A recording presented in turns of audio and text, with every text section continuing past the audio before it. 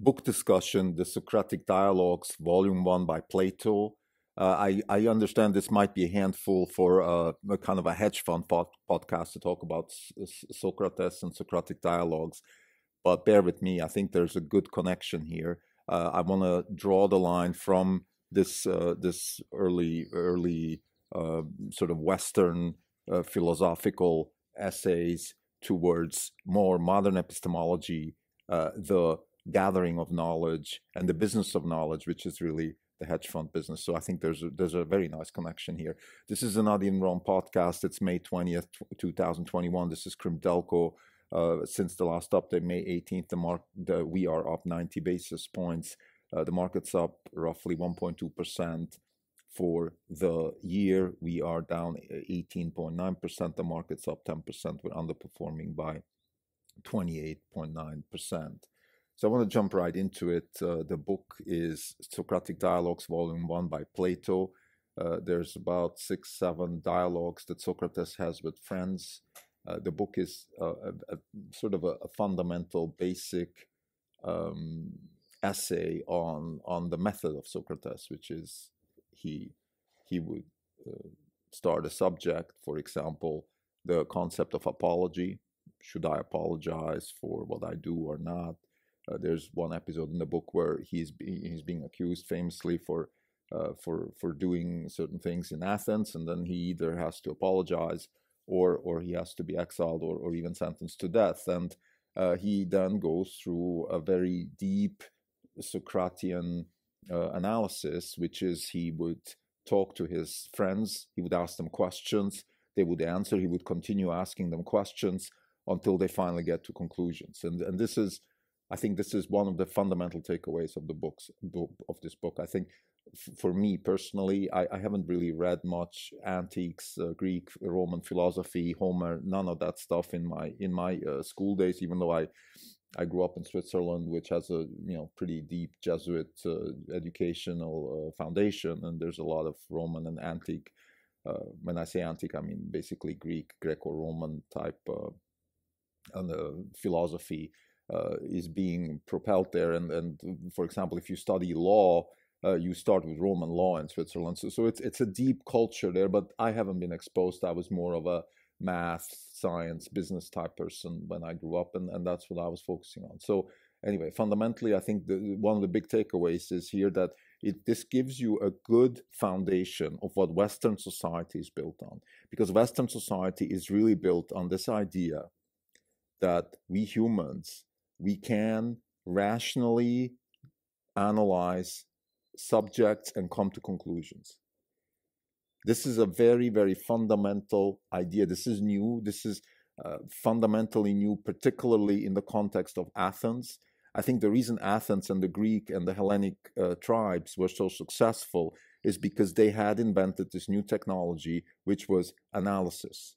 Analysis allows for technological advancements in warfare, in technology in general, in the way we live, in the way we organize ourselves through democracies, and that allowed them, even though they were tiny, to be able to fight, let's say, the Persian kings and all that stuff. So I think this is one fundamental insight in this book. It's more of a historic insight. It's something educational.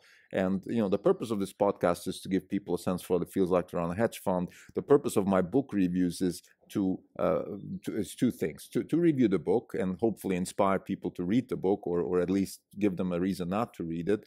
But second, also, as I said many times, reading is the conditioning of the brain for a hedge fund manager. It is the conditioning of the brain for pretty much anybody. But in the hedge fund business, if you don't read, it's like a mixed martial artist not doing conditioning training. It's ridiculous. You can't do it. Like, if you don't read, because reading is forming your mind. Reading is opening up pathways of thinking that you absolutely have to have in order to be able to make money in the markets. So let's get back to Socrates and his dialogue. So I think this idea that we can actually rationally analyze something and come to conclusions. Now, how we do that, the Socratian method is one. There is other methods. I think Plato, who wrote the book, probably had different ideas. He probably thought that, look, not everybody is is able to do that.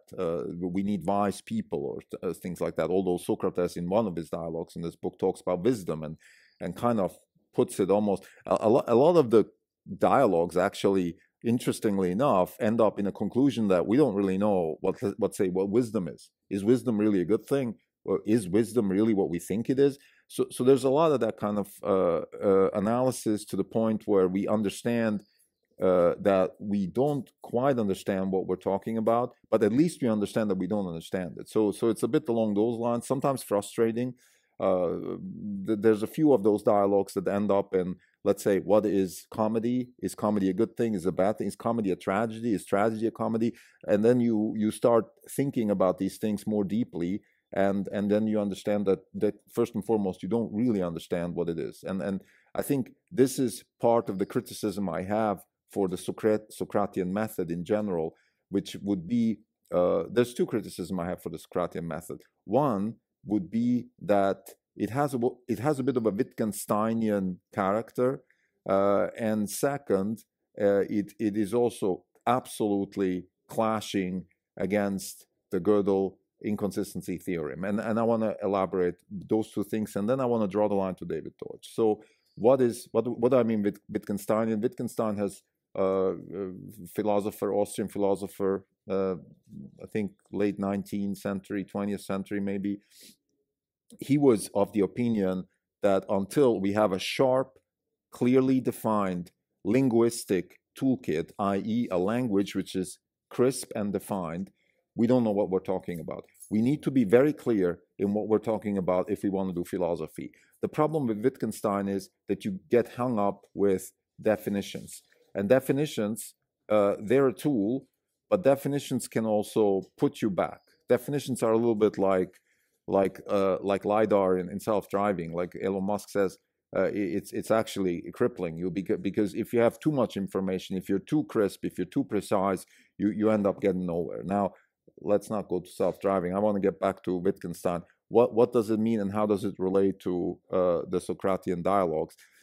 If you have a linguistic technology, i.e. a language that you try to use to analyze nature, if you do science in a way that you try to understand what's going on around you, and you get hung up with linguistic definitions, then you might get crispness in your explanations, but you can also be hung up. You can be hung up because it is very difficult to find definitions that are crisp enough so you can actually go on and define something. So, for example, when Socrates talks about what is comedy, we can really get hung up on the definition of comedy. Well, what is comedy? Does it make you laugh? Does it make you cry? Because we get tears when we laugh. What is it? It's incredibly difficult. And there's the other way, which is sort of the famous U.S. Supreme Court judge way, when he spoke about, I think it was porn, when he said, I know it when I see it.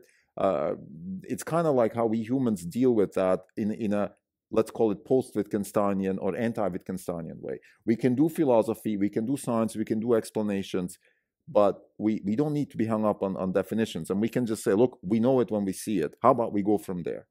So back to the book now, Socrates and his dialogues.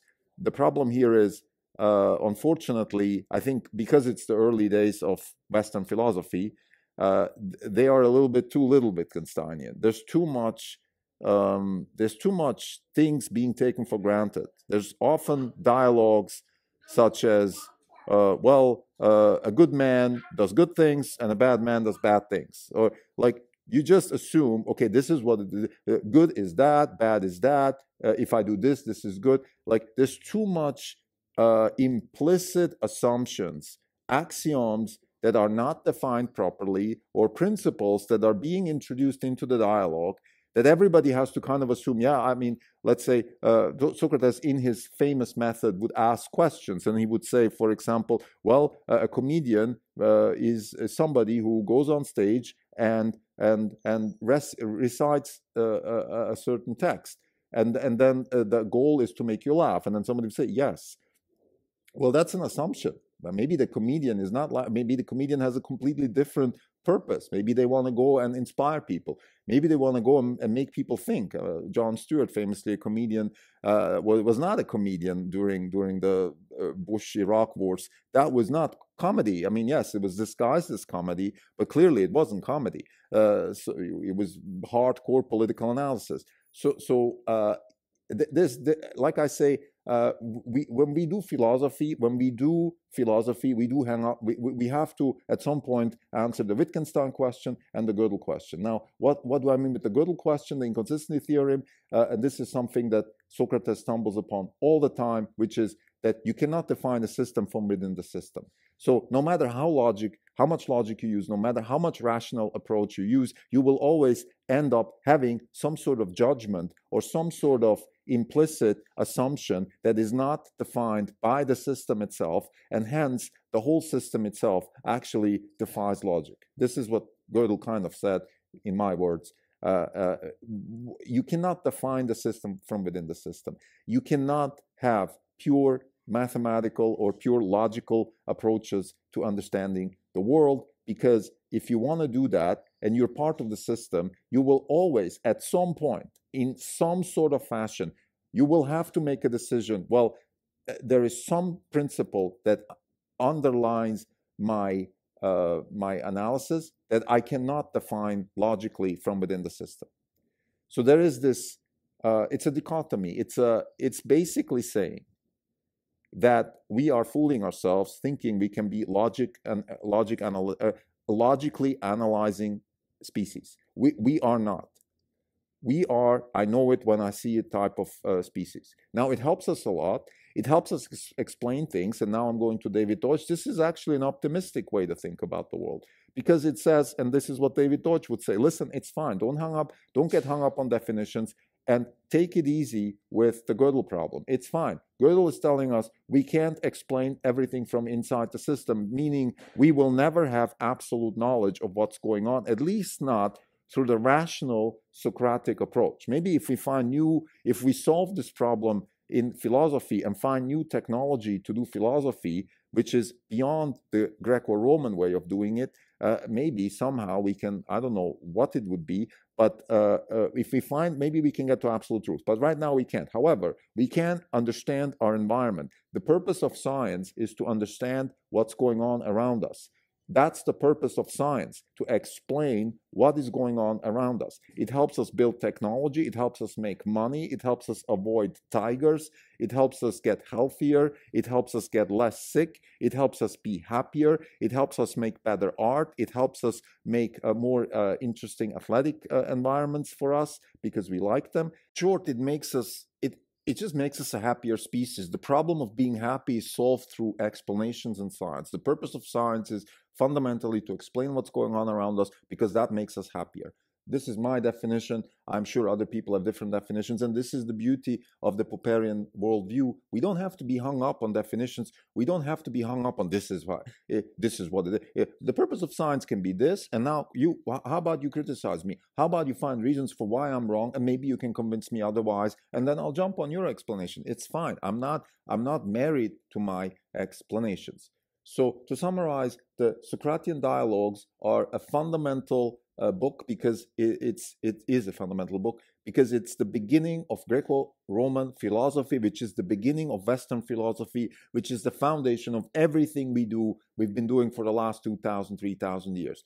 The rational approach to things, the way to explain the world along the lines of trying to be rational, trying to use data and infer from data models in a mathematical way, or in a algorithmic way, or in a extrapolating type of way. No matter what technology we use, we always go back to fundamentals and then try to deduct ideas and explanations from them. Of course, the whole philosophy of science is split, induction, deduction, things like that. I don't want to go there now. What I'm trying to say is that this book gives me a good foundation. It helps me understand the history of Western philosophy. It gives me also the limits, which I mentioned, the Wittgensteinian and the Gödel limits, which I am happy to overcome, because I believe that the Popperian worldview and the David Deutsch worldview, and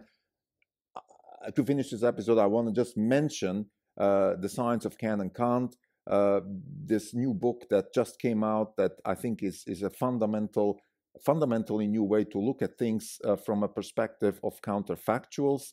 I'm going to talk about this much more in future episodes. Chiara Marletto wrote the book, Chiara Marletto. I'm not familiar with her, but I can tell you already that I'm going to be talking a lot about this book, because what this book says is, in fundamental terms, is, look, we shouldn't look at the world in terms of the traditional way physics does it, which is position, momentum. We go from here to there, because we could go from here to there, or we could also go from here to somewhere else, and there are counterfactuals. And if we go from here to somewhere else, then maybe a couple steps down the road, we will end up in a very different place. So we should take that into account in our physics, in our epistemology, in our worldview. Those are the kinds of things that she's talking about. Again, this is, for me, new territory. I don't want to discuss this book at all right now, because I haven't even read it. I just started Brett Hall's podcast, who started a podcast about this book. I want to plug this. Again, Brett Hall, phenomenal what he's doing. And I'm going to be talking about this. But as far as my book discussion is concerned, again, it's a fundamental worldview. The Socratic Dialogues give you a base for where it all started. It shows you where the limits are, and it also shows you how we can improve on philosophy in order to solve problems for contemporary, for our contemporary circumstances. Thank you.